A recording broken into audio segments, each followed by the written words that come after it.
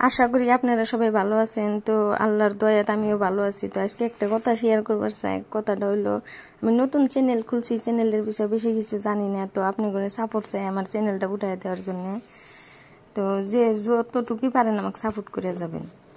তো আজকে আমি বড় পাঙ্গাস মাছ দিয়ে আমি ছোট মুহি কিছুগুলো আমি বানাবো। তো সাথে থাকেন, দেখেন আমি কিরম করে বানাই। তো পাঙ্গাস মাছটা দেখলেন আমি কষাই নিলাম, আজকে ভাজি নেই কে। তো এখানে কচুর মধ্যে হলদি মরিচ যা যা লাগে সব দিয়ে দিছি। তো এখন তেলটা দিয়ে দিলাম। তেলের মধ্যে আজকে আমি কাঁচামরিচ আর পেঁয়াজ আমি পেস্ট করে নিছি, ওটা দিয়ে আমি সবজিটা এখন কষাই নেব। তো কষাইতে গেলে সবজিটা অল্প নাড়াচাড়া করে মরিচ গুনা কচুর সাথে সবজির সাথে মিক্স করে তারপরে পানি দিয়ে দিবেন। তো কষানোর পানির পরিমাণটা বেশি দিবেন, দেখতেছেন আমি বেশি করে পানি দিছি। অন্য সবজির থেকে কচুর সবজি সবসময় কষাইতে গেলে পানির পরিমাণটা বেশি দিবেন, যাতে কচু একদম 90% সিদ্ধ হয়ে যায়। তারপরে ঝোল দিয়ে দিবেন এখন। তো ঝোলের পানিটাও আপনারা সবসময় বেশি করে দিবেন, কারণ সবজিটা হওয়ার পরে দেখবেন যে কচুয়ে ঝোলগুনা টাইনে নেয়। তো আগে আমি গুঁড়া মশলা দিয়ে দিছি, যেহেতু মাছটা আমি কষাই নিছি, মাছটা ভাঙবো দেখে।